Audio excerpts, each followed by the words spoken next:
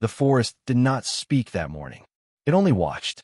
Pine needles pressed cold and sharp against Eleanor Crow's cheek, their scent thick and green, as if the earth itself were breathing over her.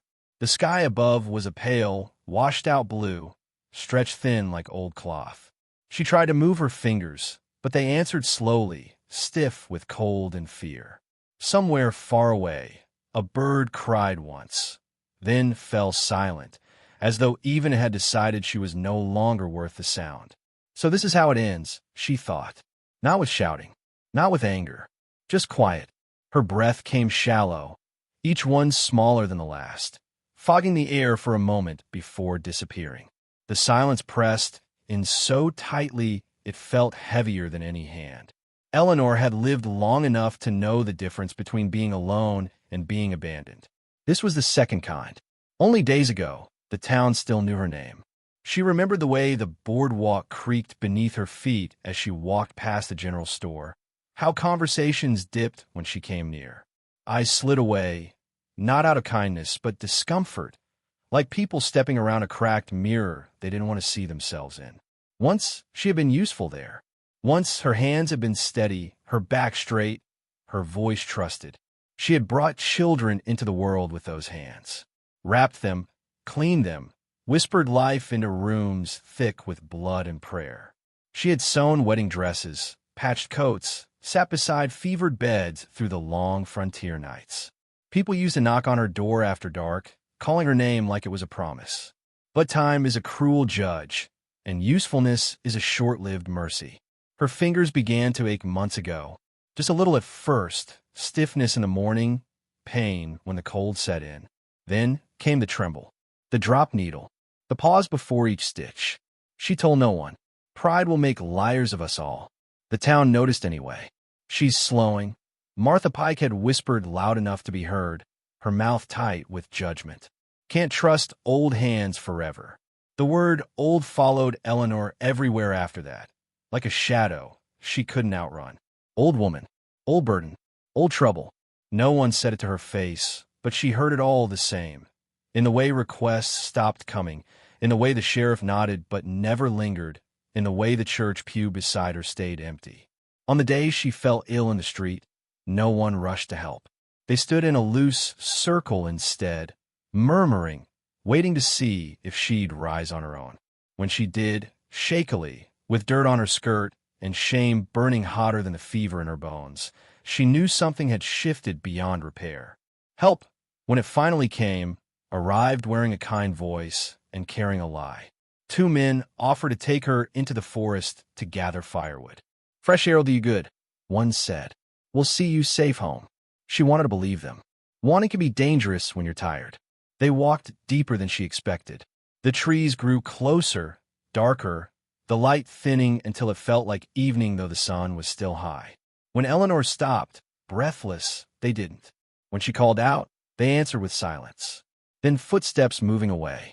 She waited for them to return, counted her breaths, counted the spaces between heartbeats. When she finally understood they were not coming back, the understanding settled over her gently, like a blanket she hadn't known she was waiting for. Now, lying there among the roots and fallen needles, that same understanding wrapped around her again. Her body shook as the cold crept deeper, into her bones, into the places pain lived long after wounds healed. She thought of the lives she had helped begin and wondered why none of them were here to see her end. It wasn't bitterness that filled her chest, just a vast, hollow tiredness. The forest felt endless. Tall trunks rose around her like pillars in a forgotten church. Sunlight filtered down in thin ribbons, catching dust and drifting leaves.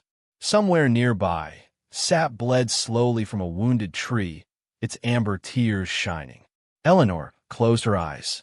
Memories came then, uninvited and soft. A baby's first cry, a young bride's laughter as Eleanor tightened the final stitch. The warmth of a kitchen long gone. She had given so much of herself to others that there seemed little left to hold on to now. Maybe that was the way of it. You give, and one day the giving runs out. Her breathing slowed. Each inhale felt like climbing a hill she was no longer strong enough to reach the top of. She did not pray, not because she had lost faith, but because she felt she had already said everything there was to say in a lifetime of quiet service. If this was death, it was a lonely thing. Then the ground trembled. Not much, just enough to be noticed. A rhythm, heavy and measured, like boots worn smooth by long miles. Eleanor's eyes fluttered open, unfocused. At first, she thought it was another memory, another trick of a fading mind. A shadow crossed her face, blocking the light. She squinted, vision swimming, and slowly the shape above her took form. A man stood there, tall and broad, wrapped in weathered coats and years of solitude. His beard was dark with streaks of gray, his hair pulled back, his face carved by wind and silence. He smelled of smoke and pine and something steady. A mountain man. She had heard of him. Everyone had. Silas Boone, they called him, the one who lived high above the valley, who came to town only when necessary, who spoke little and watched much. The silent bear, the man people respected from a distance and never truly knew. He did not rush to her side. He did not kneel or gasp or ask questions meant to ease his own discomfort. He simply looked down at her, eyes dark and assessing, as though taking the truth of her in one long breath. Eleanor tried to speak. Nothing came out. The cold was winning.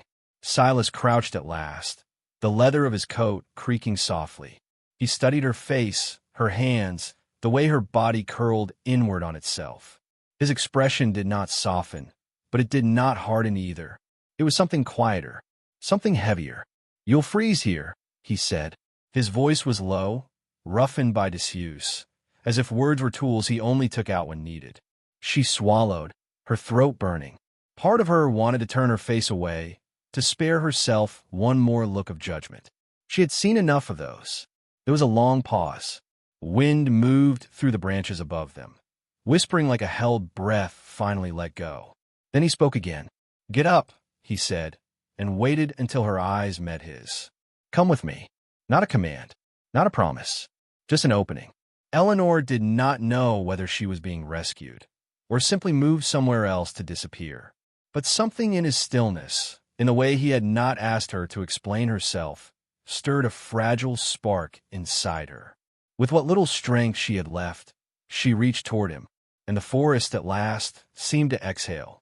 Silas Boone did not carry her as one might carry something broken. He walked beside her. Eleanor leaned heavily on his arm, each step an effort measured in breath and will. The forest shifted around them as they moved, branches parting, light changing, the ground rising and falling beneath their feet. When she stumbled, he adjusted his pace without comment. When she paused, he waited. No sighs, no urging, just presence. By the time the cabin came into view, dusk had begun to settle, laying its blue shadows across the clearing. Smoke lifted from the chimney in a thin, steady line, like a signal meant only for those who knew how to read it. The place was small, built from hand-hewn logs, weathered but sound. It did not look like a refuge. It looked like a life quietly lived.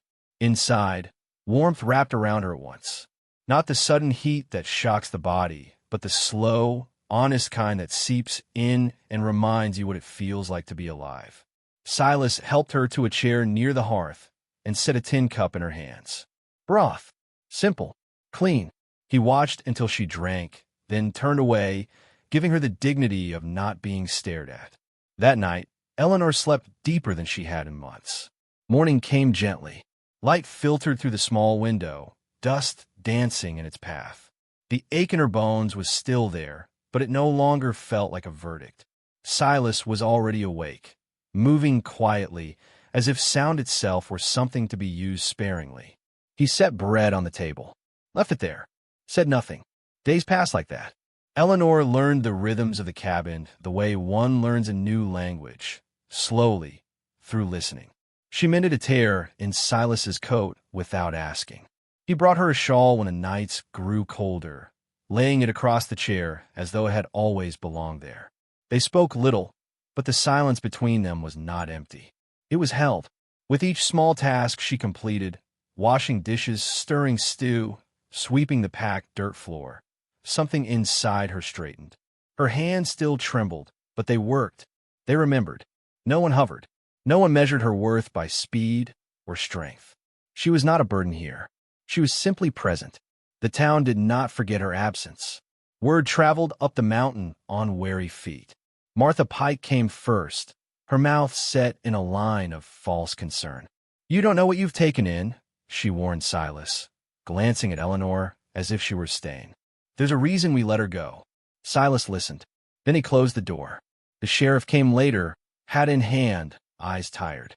He spoke of misunderstandings, of hard times, of how things had gotten out of hand.